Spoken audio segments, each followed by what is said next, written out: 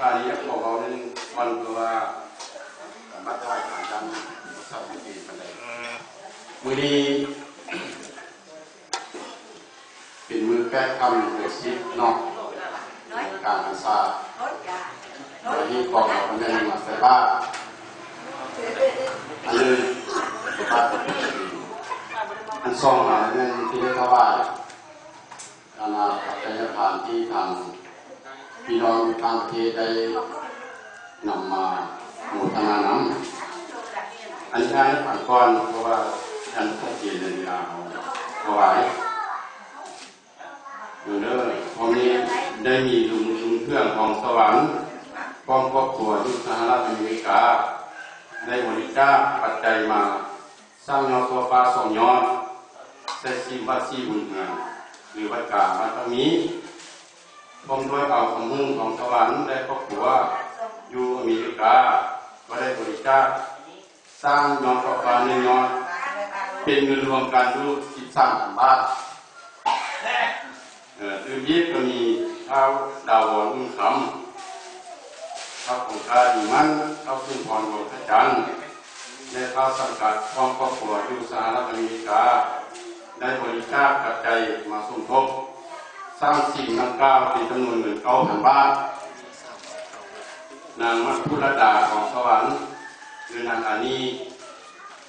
ของครอบครัวก็ได้บริจาคสร้างสิ่งดังกล่าวจำนวน2,000 บาทรวมปัจจัยทั้งหมดที่ถวายในมือนี้มีอยู่24,000 บาทอันนี้ก็รวมให้องค์กรเนาะต่อไปก็สู่พิธีศาสนานะครับสิ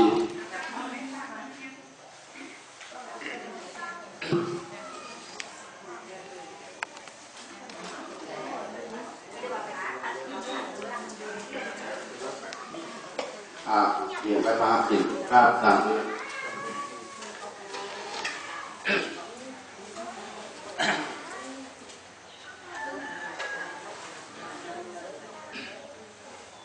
นะโมตัสสะภะคะวะโตอะระหะโตสัมมาสัมพุทธัสสะนะโมตัสสะภะคะวะโตอะระหะโตสัมมาสัมพุทธัสสะนะโมตัสสะภะคะวะโตอะระหะโตสัมมาสัมพุทธัสสะสาธุกัสสะสัพเพกะเมกรุเตจิริสิกขาตะเตจันตาลิขิมิมาเน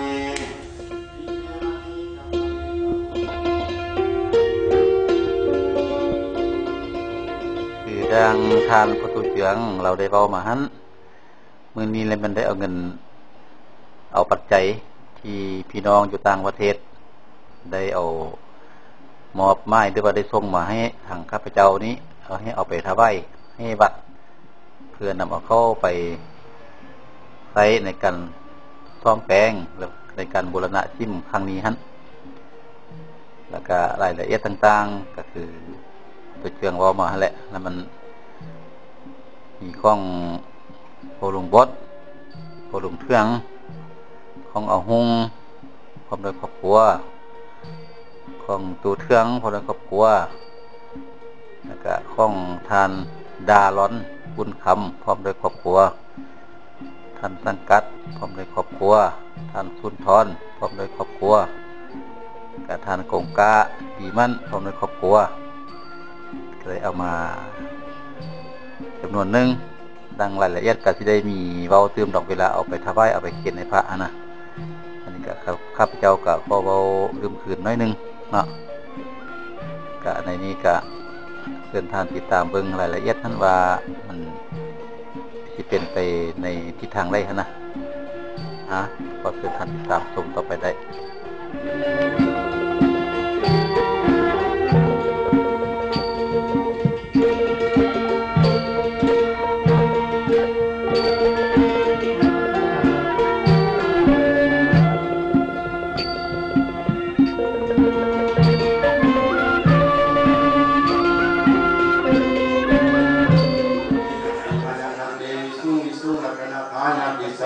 สหกัปปิศิลานิธามากัปปิยังกิมยังทันเตวิสุงลักขณาทายาติสรณีนะสหกัปปิศิลานิธา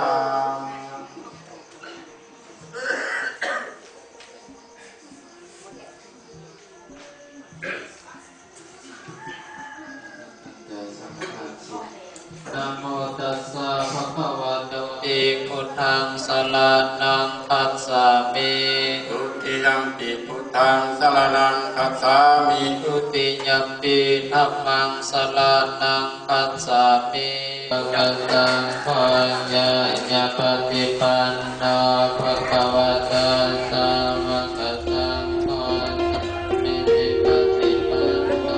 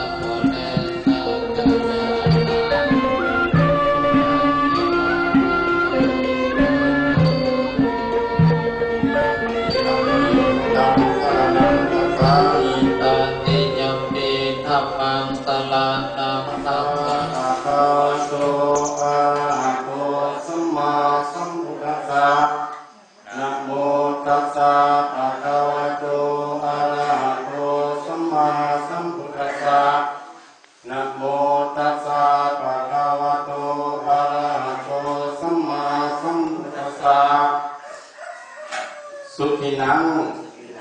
วัตเมธานังทานังนี้ปริสุทธังอาสาวะขยาวหังนิพพานะสังฆตังโหตุสุขิยัมปิตาปิยัมปิสุขินังวัตเมธานังทานังนี้ปริสุทธังอาสาวะขยาวหังนิพพานะสังฆตังโหตุอนาคติกาลีพวกขน้อยทั้งหลายมีความเลื่อมใส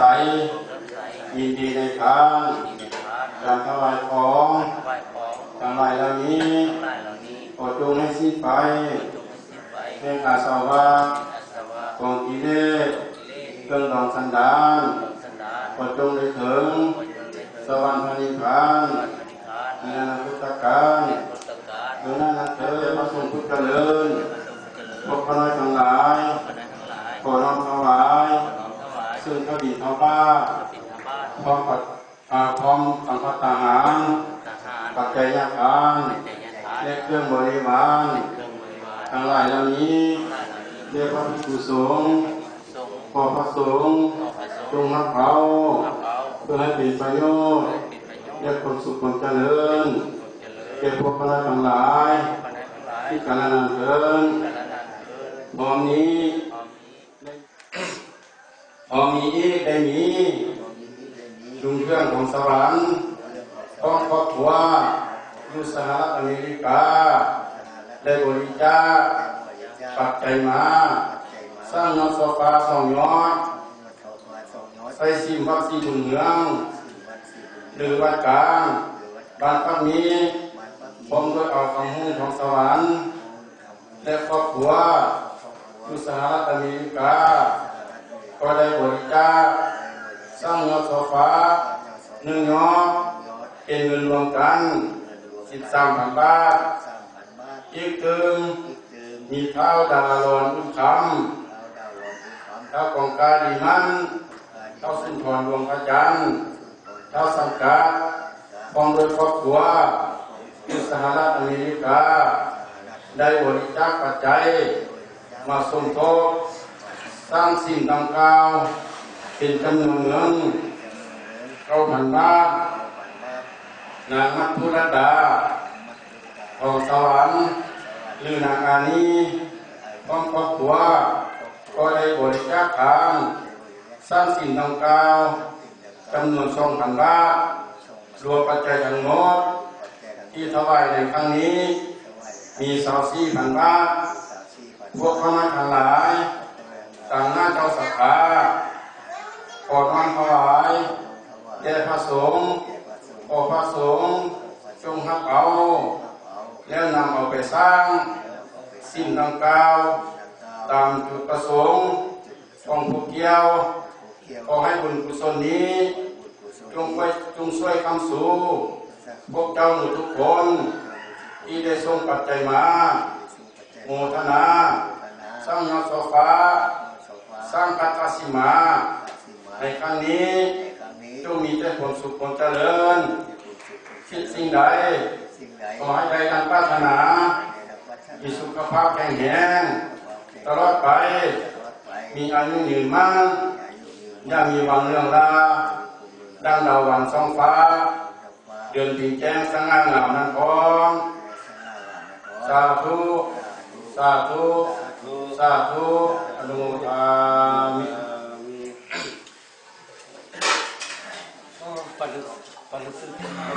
ารค้นคว้าผู้ประกอบการกองเข้าคำเดินของสวรรค์และการงานละมวยทุ่งคำพร้อมกันได้เป็นข้าวพี่น้องตั้งที่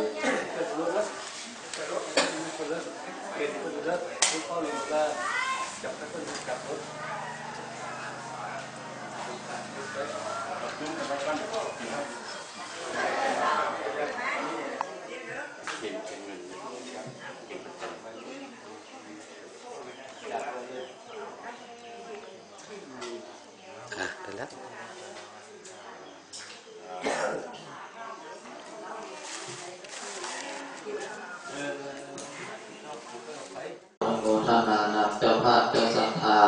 ที่อยู่ประเทศนอกก็ดีนอกก็เป็นของทางแก้วทางทิพย์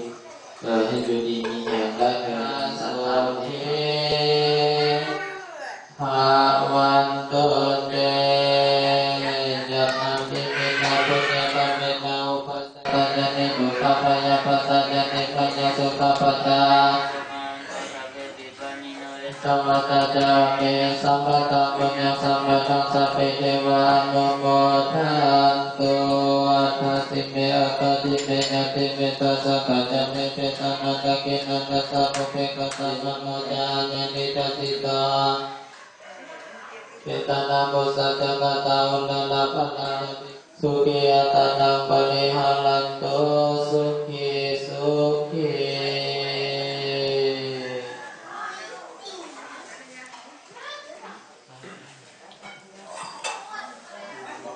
เงินที่ญาติพี่น้องอยู่ต่างประเทศฝากมาเนาะฝากมาโมทนาสร้างยอดปลาได้สิ้นเป็นจำนวน24,000 บาทตามหน้าทางสภาพสถานก็จะมอบให้อาจจะตั้งบ้านคือในบ้านก็เสริม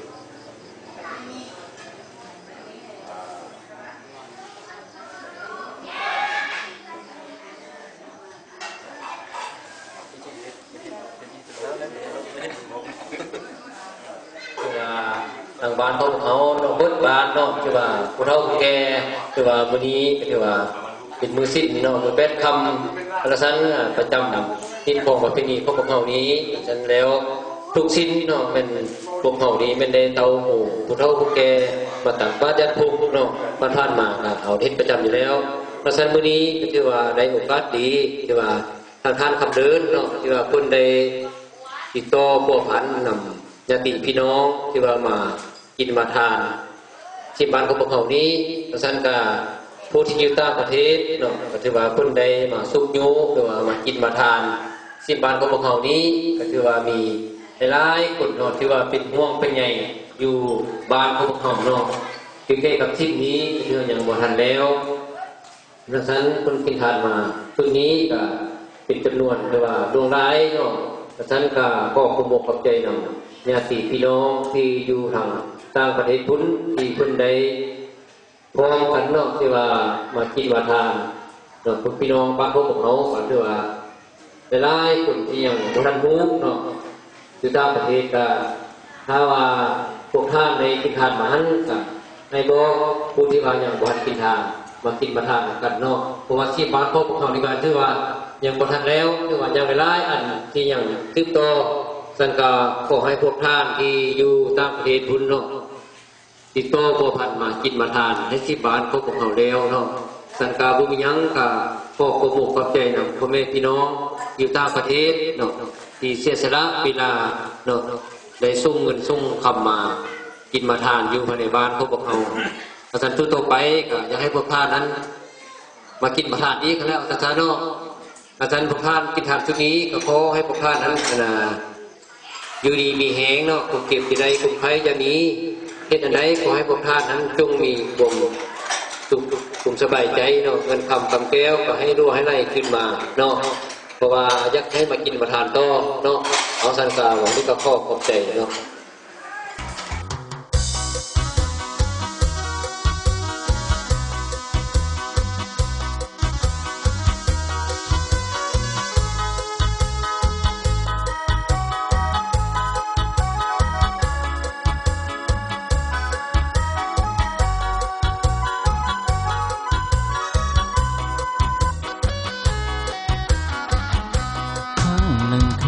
มาพื้นดินถิ่นนี้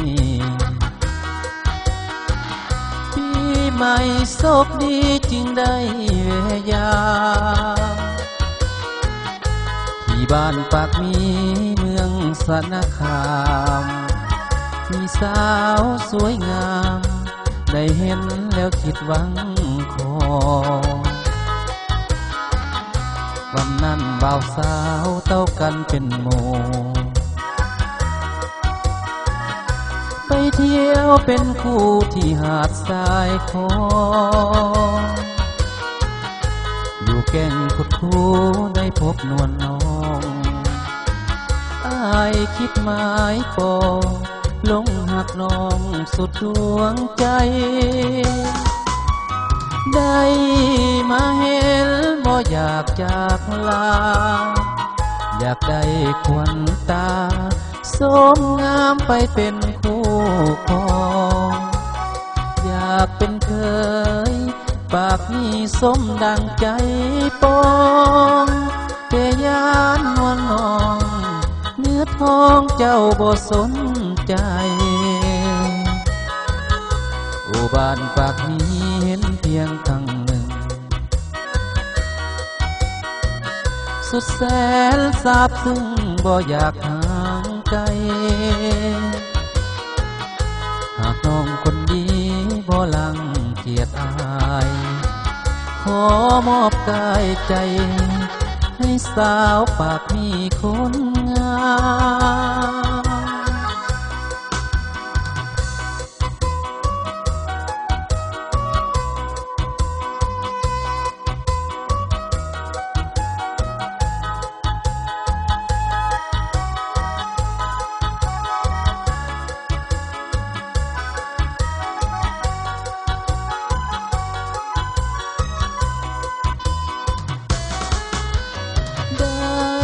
มาเห็นบ่อยากจากลาอยากได้ควันตาสมงามไปเป็นคู่ครองอยากเป็นเคย